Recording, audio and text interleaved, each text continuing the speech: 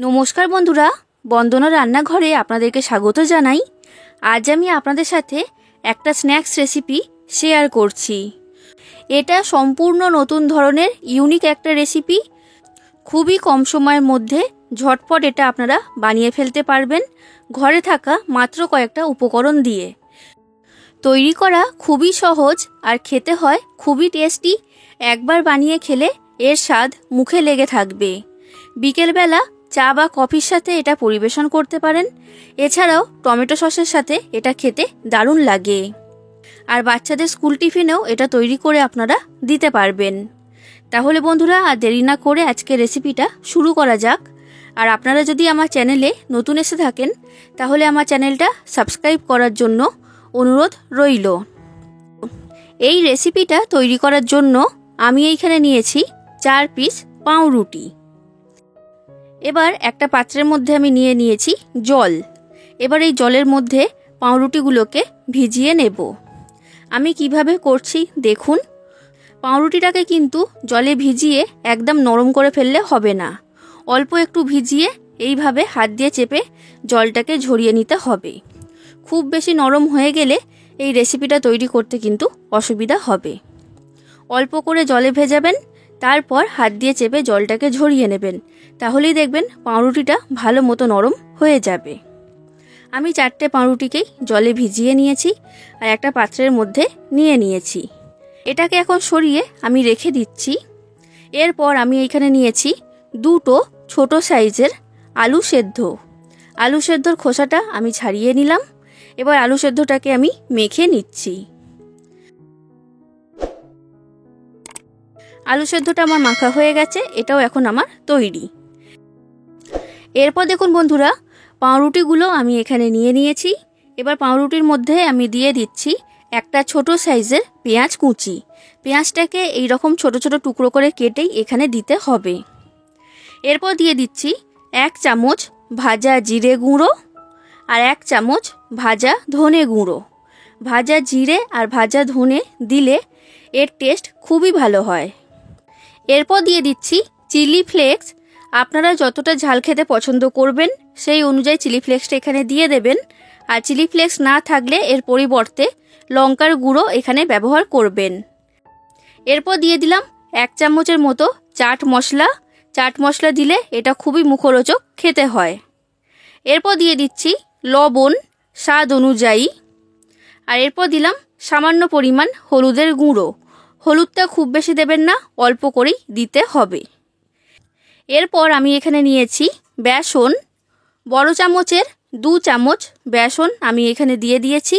বেসনটা এখানে বাইন্ডিংয়ের কাজ করবে। এরপর মেখে রাখা সেদ্ধ আলুটা এর মধ্যে দিয়ে দিলাম। আর সব শেষে আমি এর মধ্যে দিয়ে দিচ্ছি ধনেপাতা কুচি। এবার এই সব কিছুকে আমি একসাথে ভালো করে মেখে নিচ্ছি। আর বন্ধুরা, এটা মাখার সময় যদি আপনাদের মনে হয় যে এটা নরম হয়েছে বা পাতলা হয়েছে, তখন এর মধ্যে আরও একটু বেসন আপনারা দিয়ে দেবেন। এই সময়ের মধ্যে আজকের নামের শাউট আউটগুলো আমি করে দিচ্ছি। প্রথম নাম হচ্ছে সুমনা পাখিরা। উনি বলেছেন, অসাধারণ দিদি, থ্যাংক ইউ এই রেসিপিটার জন্য, ওয়েলকাম। এরপরের নাম কাকলি চ্যাটার্জি। উনি বলেছেন, খুব ভালো লাগলো ফুচকার রেসিপি, দেখে তো খেতে ইচ্ছে হচ্ছে, থ্যাংক ইউ সো মাচ। এরপরের নাম হচ্ছে সুমনা ব্যানার্জি। উনি বলেছেন, দিদি ফুচকার রেসিপিটা খুব ভালো লাগলো, দিদি প্লিজ আমার নামটা নেবে, আমার নাম সুমনা। হ্যালো সুমনা, আর তোমার রেসিপিটা ভালো লেগেছে জেনে আমি খুবই খুশি হয়েছি, থ্যাংক ইউ। এরপরের নাম হচ্ছে বিশ্বজিৎ ব্যাপারী।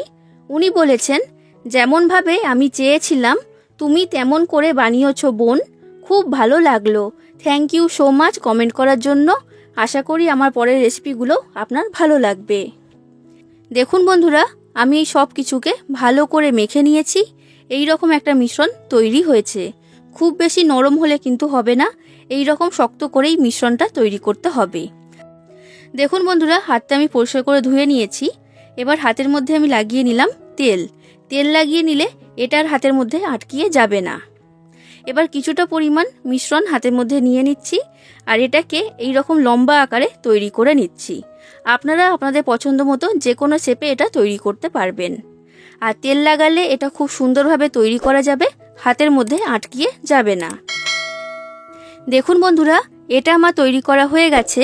ঠিক একই রকমভাবে আমি বাদবাকি সবগুলোকে তৈরি করে নেব। আর এই রেসিপিটার আমি নাম দিয়েছি ক্রিসপি ব্রেড ফিঙ্গার। তো দেখুন বন্ধুরা, আমার এখানে সব ব্রেড ফিঙ্গারগুলো তৈরি করা হয়ে গেছে। এবার এইগুলোকে ক্রিসপি বা মুচমুচে তৈরি করার জন্য আমি এইখানে নিয়েছি সুজি। সুজির পরিমাণটা আমি বলছি না, যতটা পরিমাণে লাগবে আপনারা নিয়ে নেবেন, তবে খুব বেশি সুজি এখানে লাগে না। এবার একটা ব্রেড ফিঙ্গার আমি নিয়ে নিয়েছি। এবার এর গায়ে সুজির একটা কোট করে নেব। সুজিটা এইভাবে চেপে চেপে এর গায়ে লাগিয়ে দেবেন। দেখবেন খুব সহজেই সুজিটা এর গায়ে আটকিয়ে যাবে আর একটা সুজির লেয়ার এর গায়ে তৈরি হবে। দেখুন বন্ধুরা, এটা আমার তৈরি করা হয়ে গেছে। ঠিক একই রকমভাবে আমি আপনাদেরকে আরও কয়েকটা তৈরি করে দেখাচ্ছি। সুজি লাগানোর কারণে এটা খুবই মুচমুচে তৈরি হবে। বন্ধুরা, রেসিপিটা ভালো লাগলে অবশ্যই লাইক করে দেবেন, যতটা সম্ভব ততটা শেয়ার করে দেবেন, কমেন্ট করে জানাবেন কেমন লেগেছে রেসিপিটা। আর এই রকমই নতুন নতুন রেসিপি পেতে আমার চ্যানেলটাকে অবশ্যই সাবস্ক্রাইব করে দেবেন। দেখুন বন্ধুরা, আমার এখানে সব ব্রেড ফিঙ্গার তৈরি করা হয়ে গেছে। এবার এইগুলোকে আমি ভেজে নেব।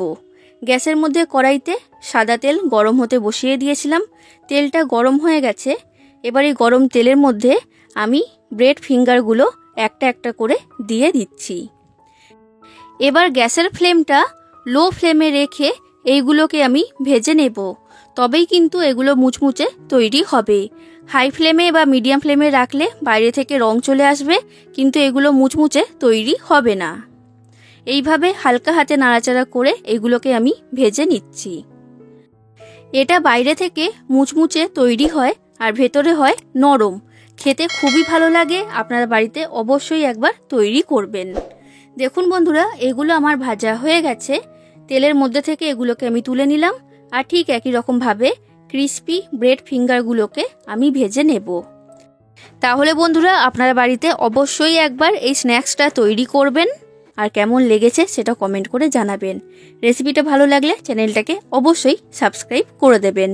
আজ আসি বন্ধুরা, আবার দেখা হবে অন্য কোনো দিন অন্য কোনো রেসিপির সাথে। ধন্যবাদ।